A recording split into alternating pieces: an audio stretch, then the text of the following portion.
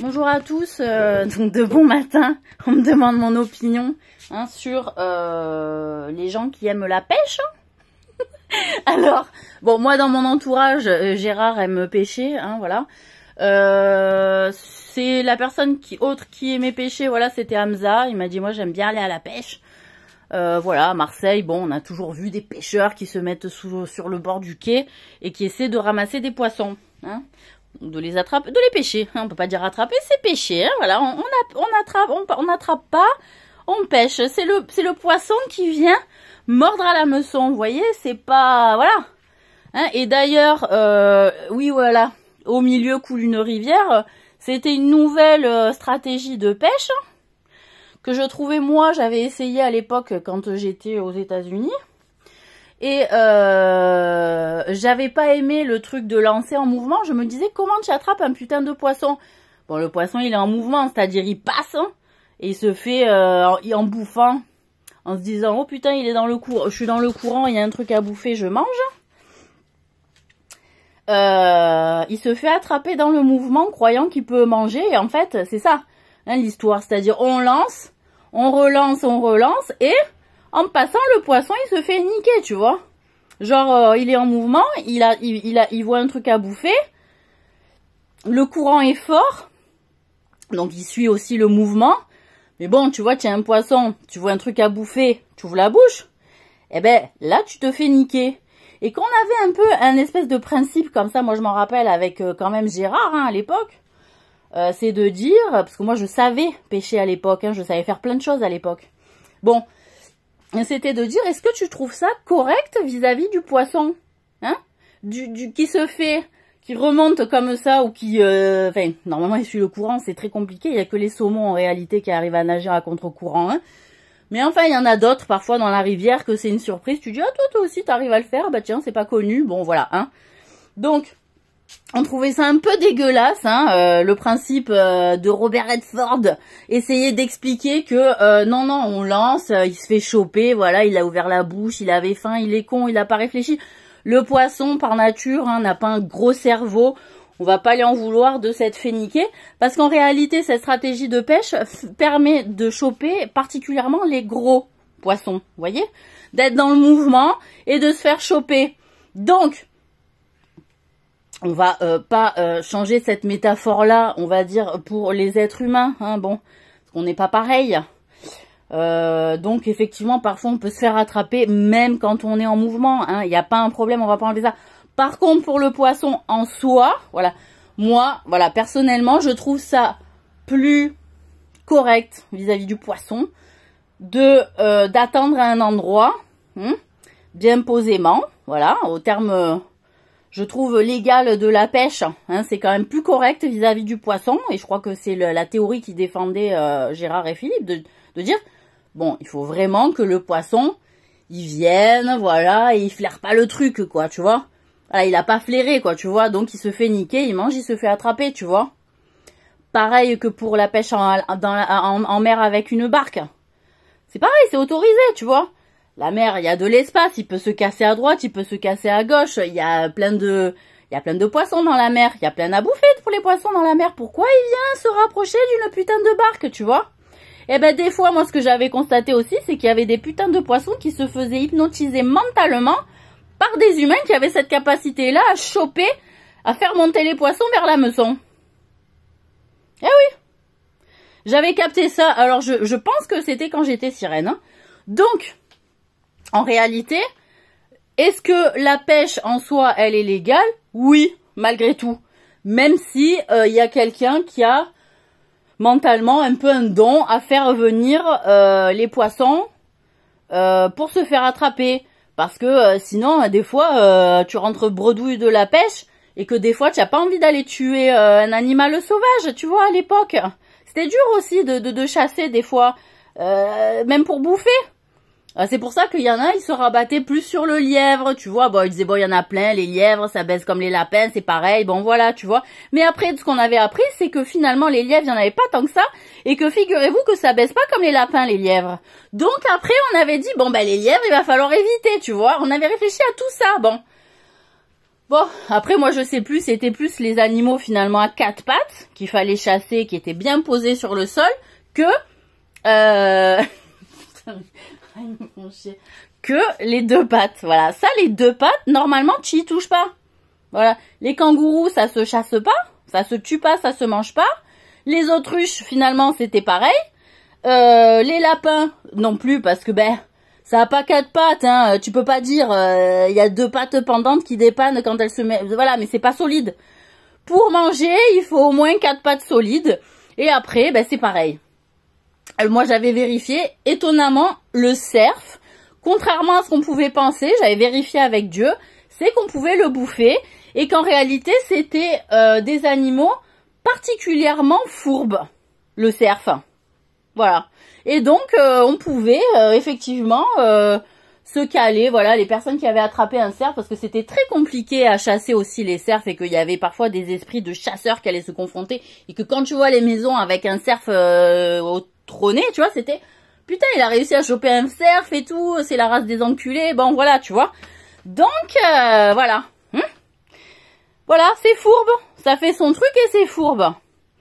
Donc, ben, je sais bien hein, que apparemment il y a un grand cerf à chasser et que c'est potentiellement Gabriel et que j'entends hein, ce que vous me dites, mais il y en a, ils sont aussi sacrés et que peut-être aussi il y en a qui se font passer pour des cerfs parcourettes parce qu'en réalité, ce qu'on avait constaté, c'était que c'était l'élan. L'élan, c'était des hommes qui se faisaient passer pour des cerfs. Les babouins, c'était des races de créatures qui se faisaient passer pour des babouins pour infiltrer, on va dire, des communautés humaines. Qu'est-ce qu'on a encore comme animaux infiltrés voilà. Et que ce que j'ai pensé hier soir, effectivement, avant de m'endormir, c'était quoi? Que les orang-outans étaient les espèces de druides naturels des forêts. Que ça nettoie, comme moi je faisais en tant que Circé, hein, ça nettoie la merde de la forêt, voilà. Et que, parce que c'est un estomac solide, etc. Et que nous, on avait été une famille d'orang-outans à l'époque avec Gabriel, enfin voilà, les enfants, on avait été une famille d'orang-outans. Donc, eh ben, pas de marsupilami, on avait été une famille d'orang-outans, voilà. Donc, alors que à l'inverse, le marsupilami ne s'intéresse pas du tout à ce genre de questions-là sur ce qui est bon ou pas pour la forêt, contrairement à l'orang-outan. Voilà, le marsupilami, ça existe, c'est très rare, mais ça fait un peu comme l'histoire du Yeti en fait, c'est-à-dire il faut le voir. Moi, je suis plutôt de l'équipe du Yeti parce que le Yeti, ça existe vraiment et qu'il est tranquille le Yeti. Hein, il reste dans son truc, il surveille la montagne, voilà, c'est un garde de la montagne, tu vois, c'est pas compliqué. Voilà. Ah, bah si je me suis fait sauver par un Yeti, potentiellement, c'est pas impossible. Hein, voilà, bon, il m'arrivait plein de trucs aussi, à force d'être des fois toute seule. Vous savez, il vous arrive des choses extraordinaires à force de rester seule. Hein. Ça laisse la place à d'autres créatures de se placer. Hein, voilà, quand on est seul, qu'est-ce que vous voulez que je vous dise hein, voilà, on n'est pas toujours imbriqué, attrapé par les habitudes et les routines humaines, que les créatures un peu magnifiques hein, ben, n'approchent pas. Parce qu'il y a une mauvaise mentalité. Et que quand t'es seul, t'as un esprit un peu plus élevé et que là, tu rencontres des choses incroyables. Bon, enfin bref, tout ça pour en revenir à cette histoire de pêche. Donc moi, je suis pas pour la pêche, vous savez, ce qu'on appelle lancer, là. Hein. Donc moi, Robert Redford, j'avais déjà discuté avec lui là-dessus sur le sujet. Écoute, il m'a dit quand tu seras passé, tu l'enlèveras. Voilà, donc on l'enlève, cette histoire de pêche. Parce que c'est pas correct pour le poisson qui a un but d'aller quelque part, de se faire choper, tu vois. Dommage, enfin c'est pas beau. Voilà, surtout que c'est des gros poissons, ils font du boulot, tu vois, pour la nature, pour la rivière, etc. C'est des nettoyeurs aussi, tu vois. Donc si t'attrapes tous les nettoyeurs de la rivière pour purifier les eaux, hein, et que c'est pas les petits poissons qui vont faire le boulot. Alors toi tu te dis ouais mais sur le gros poisson, sur le petit poisson il y a rien à bouffer. Ouais mais en même temps tu vois peut-être les poissons de rivière faut les laisser tranquilles aussi, tu vois. Voilà, t'as peut-être des lacs, voilà, tu pêches dans le lac, voilà, tu pêches dans la mer, voilà, tu vois. Et puis dans la rivière, tu vas à un coin de rivière calme et tu te poses, tu bouges pas. Voilà, tu te poses, tu bouges pas et tu te mets sur le bord. Tu te mets pas au milieu, quoi. Tu laisses les poissons passer. Hein, parce qu'ils ont l'habitude de se faire pêcher, ils sont pas cons. Hein. Bon, voilà. Après.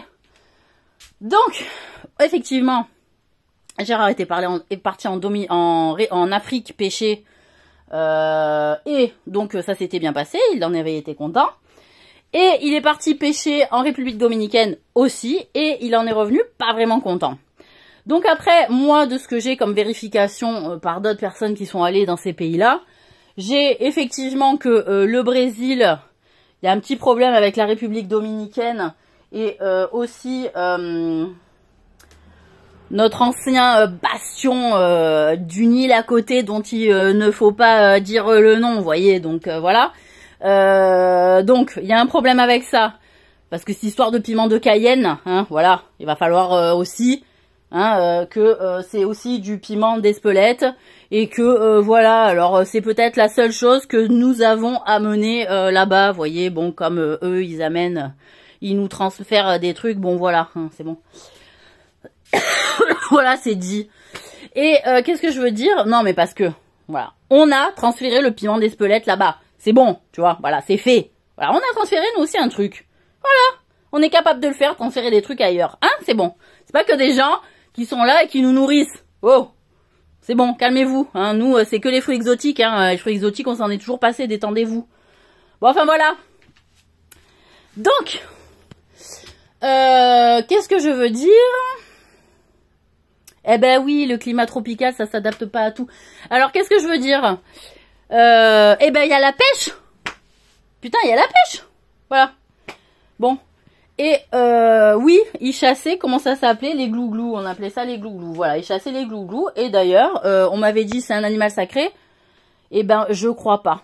Moi, personnellement, de les avoir vus, les glouglous, c'est pas des animaux sacrés. Il me semble que c'est des putains de sorcières qui se transforment en glouglous et qui ont donné le principe que c'était des animaux sacrés. Mais moi, de ce que j'avais capté sur l'île, c'était que c'était des putains de sorcières qui se mettaient en glouglous et qui expliquaient qu'il fallait pas les tuer, alors que moi je disais, les glouglous, c'est pas bon. Voilà, c'est pas bon. Donc voilà, et qu'est-ce que je voulais dire? Non, les rhododendrons, c'est une fleur, effectivement. Qu'est-ce que je veux dire? Et voilà.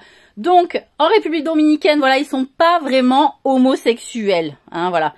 Et apparemment, il y a une espèce d'injonction brésilienne à expliquer que c'est bizarre quand on n'est pas homosexuel. Donc, je sais pas si ça vient des Amazoniennes ou pas, ou d'ailleurs, hein, parce qu'il y a des gens qui viennent d'autres pays, hein, et l'Amérique du Sud, c'est quand même vaste. Il y a plusieurs territoires. Il y a l'Argentine, apparemment, au niveau des mentalités, c'est un peu difficile aussi, je vais assumer, hein, voilà.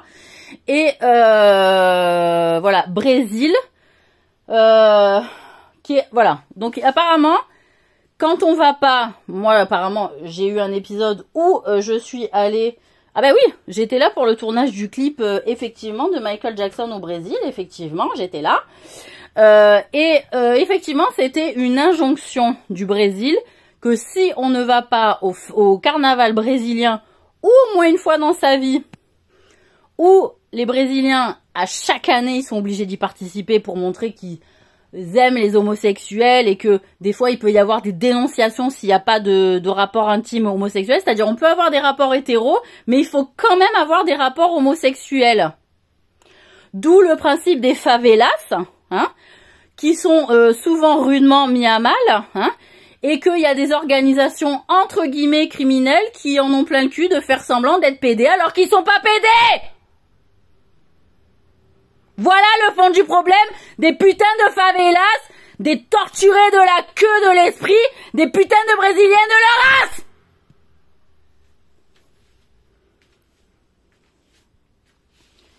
Donc je suis du côté des favelas, et effectivement je suis du côté de pas mal d'organisations criminelles qui défendent leur cul. Parce que j'en ai marre. Voilà, comme ça c'est dit. Donc, les injonctions de merde à expliquer qu'il faut être comme ci, comme ça, et que ça infiltre tous les pays. Parce que le problème, on va s'arrêter là, c'est pas qu'une histoire de cabale, de judaïsme et de trucs. Il y a une histoire que, en plus, t'as un mouvement LGBT de mon cul qui explique au monde entier qu'avoir des rapports homo, c'est bien, ça fait du bien et ça maintient l'esprit en forme. Oh! Voilà! Je suis en forme et je suis pas pédé, il y a un problème? Putain! Donc, autre problème au Mexique. apparemment, il y avait un petit peu de bordel à un moment donné dans l'histoire. Monsieur Chinois est allé, voilà.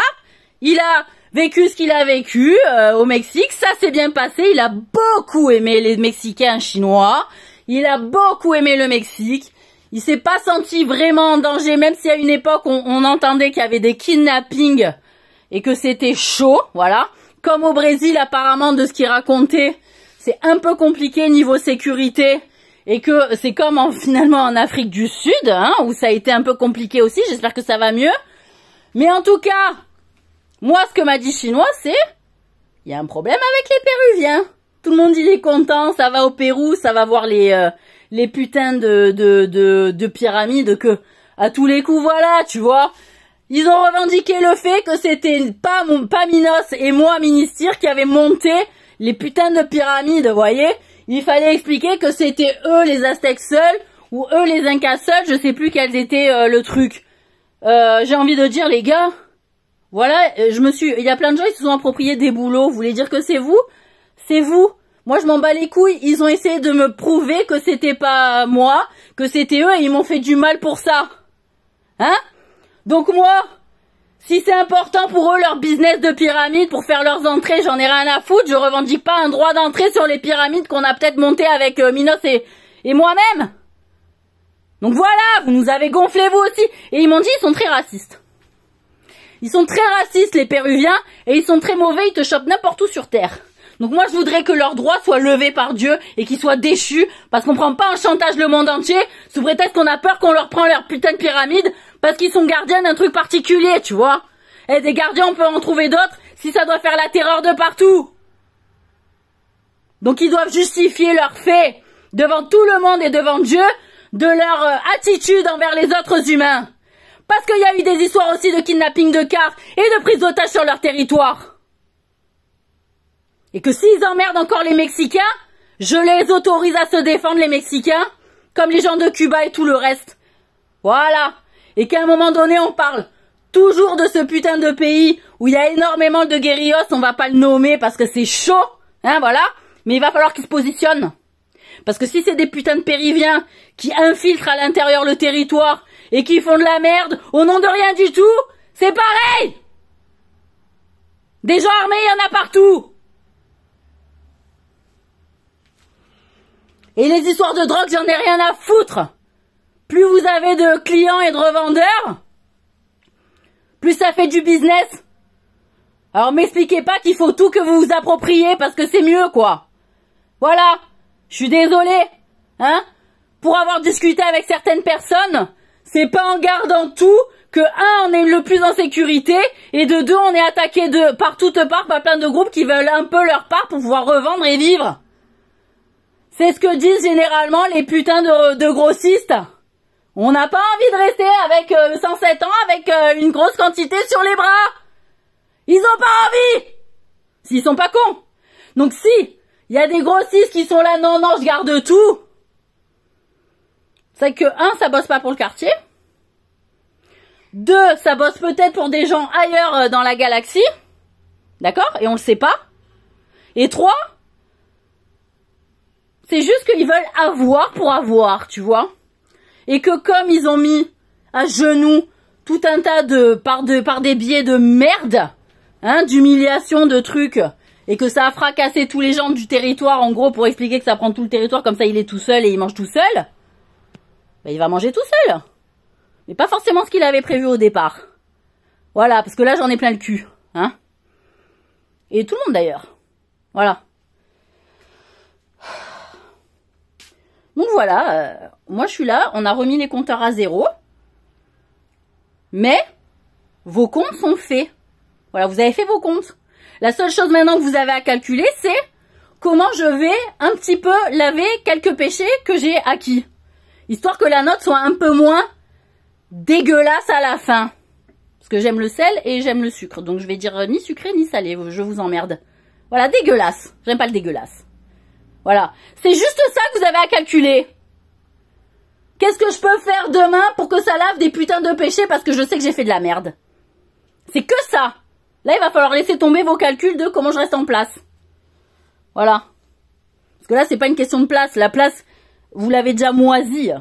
Voilà, vous êtes des fois certains assis sur une place là, moisi déjà. Vous êtes moisi vous-même. Voilà. Donc, voilà, où vous maintenez une place moisie, hein. Et nous, le moisi, ben, vous savez, il y a des produits ménage, hein, du moisi, voilà. Et puis, ou alors on jette, hein, le moisi, quand c'est moisi, on jette, effectivement. Ou alors, eh ben, vous lavez petit à petit votre moisi. Voilà la métaphore!